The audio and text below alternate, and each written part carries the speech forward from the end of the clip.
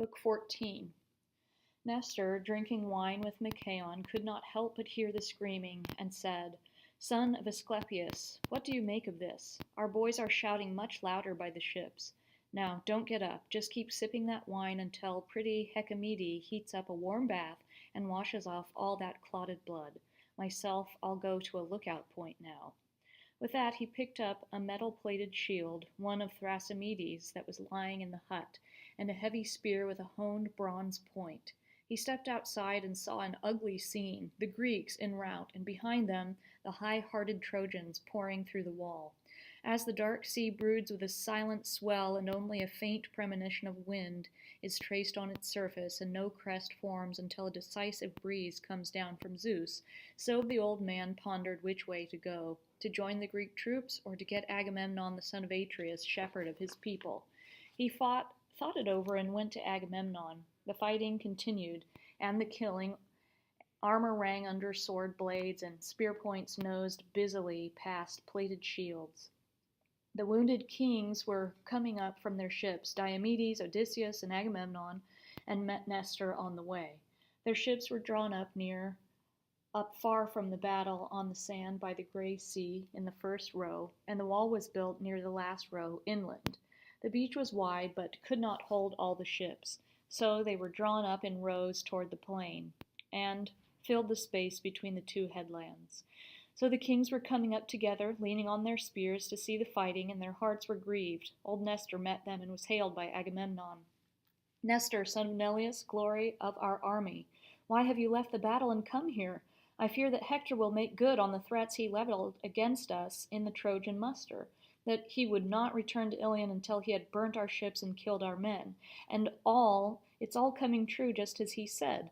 And the worst part is that all the Greeks are angry with me, just like Achilles. None of them is willing to defend our ships. And Nestor the Gerenian horseman answered, Yes, this is how things are, and Zeus himself, the Thunder Lord, could not make them otherwise, for the wall is down. We put our trust in it as a bulwark for our ships, and now the enemy is at our ships, fighting relentlessly. You cannot even tell in which direction our men are retreating, so confused is their slaughter, the air so filled with the noise of battle up to the sky. We must take counsel in this situation, not enter the battle ourselves. It is not possible for wounded men to fight.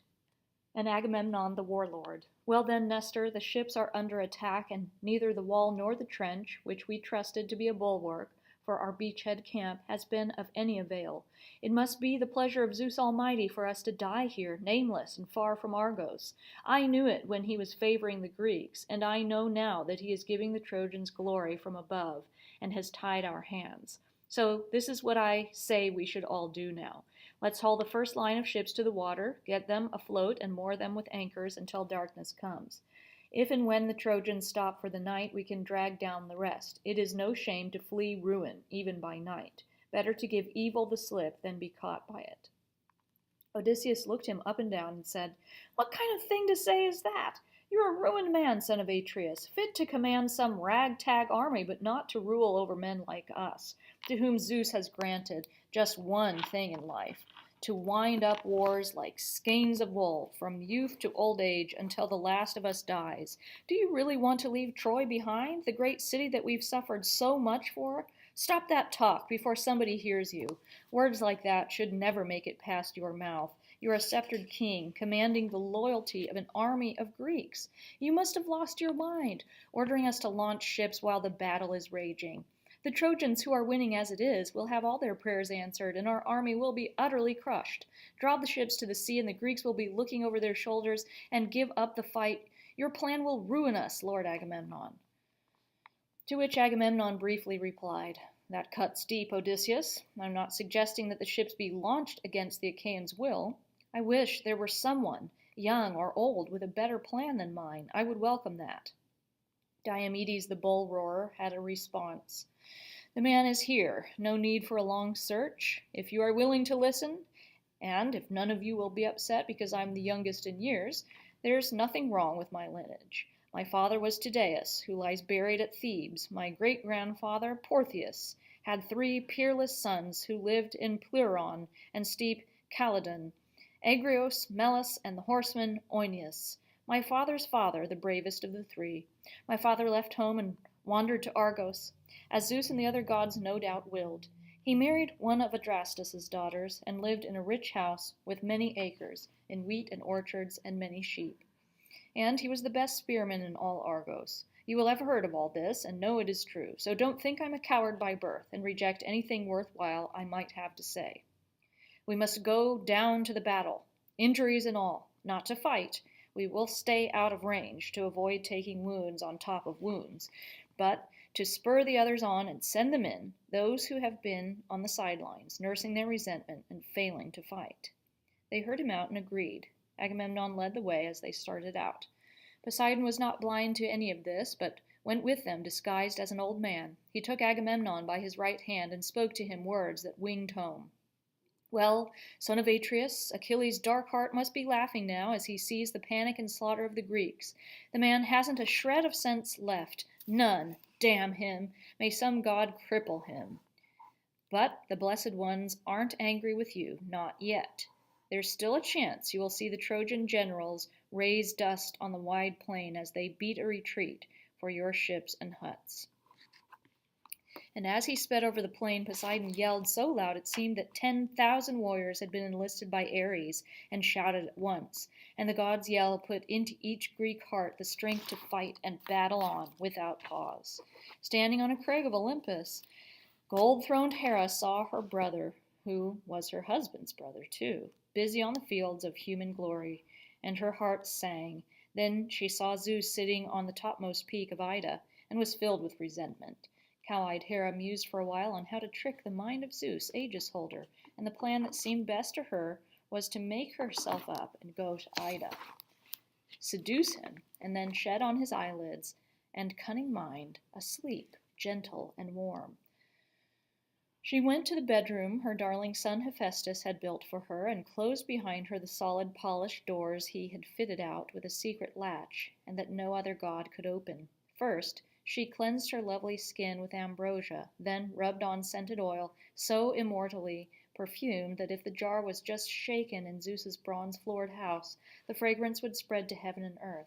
She rubbed this into her beautiful skin, and she combed her hair and plaited the lustrous ambrosial locks that fell gorgeously from her immortal head. Then she put on a robe that Athena had embroidered for her, pinning it at her breast with brooches of gold. A sash with 100 tassels circled her waist, and in her pierced ears she put earrings with 3 mulberry drops, beguilingly bright. And the shining goddess veiled over everything with a beautiful veil that was as white as the sun, and bound lovely sandals on her oiled, supple feet. When everything was perfect, she stepped out of her room and called Aphrodite, and had a word with her in private. My dear child, will you do something for me, I wonder, or will you refuse, angry because I favor the Greeks and you the Trojans? And Zeus's daughter Aphrodite replied, Goddess, revered as Cronus's daughter, speak your mind, tell me what you want, and I'll oblige you if I possibly can. And Hera, with every intention to deceive, Give me now the sex and desire you use to subdue immortals and humans. I'm off to visit the ends of the earth and Father Ocean and Mother Tethys, who nursed and doted on me in their house when they got me from Rhea after Zeus had exiled Cronus to the regions below. I'm going to see them and try to resolve their endless quarrel. For eons now they've been angry and haven't made love. If I can talk to them and have them make up and get them together in bed again, they will worship the ground I walk on. And Aphrodite, who loved to smile, how could I or would I refuse someone who sleeps in the arms of almighty Zeus? And with that she unbound from her breast an ornate sash inlaid with magical charms. Sex is in it, and desire, and seductive sweet talk that fools even the wise. She handed it to Hera and said, Here, put this sash in your bosom. It has everything built in. I predict you will accomplish what your heart desires. She spoke, and ox-eyed Hera, smiling, tucked the sash in her bosom. Then Zeus's daughter Aphrodite went home, but Hera streaked down from Olympus's peak, used Pieria and Amathia as stepping stones, and sped over the snow-capped mountains of Thrace. Her feet never touched earth. At Athos she stepped on the billowing sea, and so came to Lemnos, Thoas's city, where she met Sleep, the brother of Death. She took Sleep's hand and said to him, Sleep, Lord of all, mortal and immortal, if ever you've listened to me before, listen now, and I will be grateful forever. Lull Zeus's bright eyes to sleep for me, as soon as I lie beside him in love. I will give you gifts, a handsome throne of imperishable gold that Hephaestus, my strong-armed son, will build you. It comes with a stool to rest your feet on, as you sit at banquet and sip your wine. Sweet Sleep answered her, Goddess, revered as Cronus' daughter, if this were any other of the gods eternal, I'd lull him to sleep without any trouble, even if it were the river Ocean, which was the origin of them all, but not Zeus. I wouldn't go near the son of Cronus, much less lull him to sleep, unless he himself asked me. I learned my lesson from your last request. That day Heracles, Zeus's high-hearted son, sailed from Troy, having wasted the city. Yes, I slipped my sweet self around the mind of Zeus, Aegis holder, while he brewed up storms at sea to drive his son Heracles off course to Kos, far from his friends. And when Zeus woke up, was he angry, throwing gods all over the house, and looking for me especially. He would have pitched me from Aether to sea, no more to be seen, if Night the mistress had not saved me. I ran to her, and he relented, reluctant to do anything to offend swift Night. And now this, another impossible mission. Hera, the ox-eyed lady, said to him, Sleep, what are you worried about? Do you think that Zeus will help the Trojans and be as angry now as he was then for Heracles, his own son? Come on, look, I'll give you one of the young Graces to have and to hold and be called your wife, Pasithea, the object of all your desire. Sleep's mood brightened at this. He said, Swear by the inviolable water of Styx, one hand on fertile earth and the other on glistering sea, so that all the gods below with Cronus will be witnesses, that you will give me one of the Graces, Pasithea, the object of all my desire. The white-armed goddess Hera agreed and swore the oath, naming all the gods in Tartarus below. Titans they are called. When she had sworn and finished the oath, the two of them left Lemnos and Imbros, and came, like swirling fog, to Ida, a mountain wilderness dotted with springs. They left the sea at Lecton and headed inland. The tree-tops quivered under their feet. Sleep halted before Zeus could see him, perching in the highest fir tree on Ida that rose through mist to pure bright air. Sleep nestled in its long-needled branches and looked just like the shrill mountain owl gods call Calchas and men Simindus. Hera was fast approaching Gargarus, Ida's highest peak, when Zeus saw her. And when he saw her, lust enveloped him, just as it had the first time they made love, slipping off to bed behind their parents' backs. He stood close to her and said, Hera, why have you left Olympus? And where are your horses and chariot? And Hera, with every intention to deceive, I'm off to visit the ends of the earth, and Father Ocean and Mother Tethys, who nursed and doted on me in their house. I'm going to see them and try to resolve their endless quarrel. For eons now, they've been angry and haven't made love. My horses stand at the foot of Ida, ready to bear me over land and sea. I came here from Olympus for your sake, so you wouldn't be upset that I left you to visit Ocean without a word to you. And Zeus, clouds scudding about him. You can go there later just as well. Let's get in bed now and make love. No goddess or woman has ever made me feel so overwhelmed with lust, not even when I fell for Ixion's wife, who bore Perithous, wise as a god, or Danae, with lovely slim ankles, who bore Perseus, a paragon of men, or the daughter of far-famed Phoenix, who bore Minos and godlike Rhadamanthus, or Semele, or Alcmene in Thebes, who bore Heracles, a stout-hearted son, and Semele bore Dionysus, a joy to humans, or Demeter, the fair-haired queen, or glorious Leto, or even you. I've never loved anyone as I love you now, never been in the grip of desire so sweet. And Hera, with every intention to deceive. What a thing to say, my awesome lord. The thought of us lying down here on Ida and making love outdoors in broad daylight. What if one of the immortals saw us asleep and went to all the other gods and told them? I could never give up and go back home. It would be shameful, but if you really do want to do this, there is the bedroom your dear son Hephaestus built for you, with good solid doors. Let's go there and lie down, since you're in the mood. And Zeus, who masses the clouds, replied, Hera, don't worry about any god or man seeing us. I'll enfold you in a cloud so dense and golden not even Helios could spy on us, and his light is the sharpest vision there is. With that he caught his wife in his arms. Beneath them the shining soil sprouted fresh grass and dewy lotus and crocus and hyacinth soft and thick that kept them up off the ground, and as they lay there a beautiful golden cloud enfolded them and precipitated drops of glimmering dew. And so the father slept soundly on Gargaron's peak, mastered by sleep and love, and held his wife close, but sweet sleep ran down to the Achaean ships with a message for Poseidon the earth-shaker. He stood close to him, and his words winged home. Help the Greeks all you want now, Poseidon, and give them their glory, however brief, while Zeus still sleeps, for Hera has bedded him, and I have wrapped him in downy slumber. Saying this, sleep went off to the human world, leaving Poseidon more determined than ever to aid the Greeks. He sprang to the front and cried, Achaeans, are we going to concede victory to Hector so we can take our ships and claim the glory? That's how he's talking now that Achilles is nursing his wrath on the beach by his hulls, but we won't miss him too much if the rest of us all pull together and help each other. Now, here's what I want all of us to do. Get the biggest and best shields in the army, strap on full metal helmets, arm yourselves with the longest spears you can find, and let's move out. You have my words that Hector, no matter how eager he is, won't hold his ground. Now, let's go and exchange gear if you have to, so that our best fighters have the biggest shields. He spoke, they listened, and they did as he said. And the kings, though wounded, Diomedes, Odysseus, and Agamemnon, marshaled them, going through the ranks and switching armor so that the best men were using the best gear. When their bodies were covered with burnished bronze, they moved out, led by Poseidon, who held in his clenched fist a terrible sword, its long edge like lightning, a weapon outlawed in mortal combat, sheer terror for men. Opposite him, Hector marshaled the Trojans, and the two of them tightened the cords of war. Poseidon tossing his dark blue mane, and Hector standing in a cone of cold light while the sea surged up to the Greek ships and huts. The two sides closed with a pulsating roar.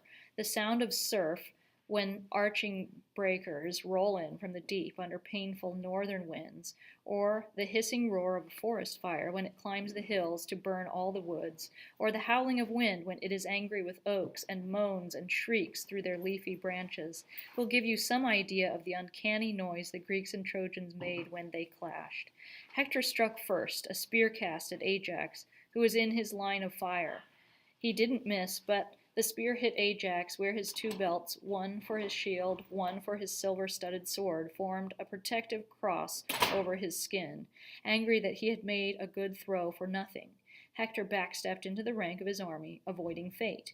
But as he withdrew, big Ajax picked up one of the stones that had rolled underfoot. There were many of these, used as chocks for the ships, and caught Hector on the chest above the shield's rim, just under the neck, and sent him spinning like a top.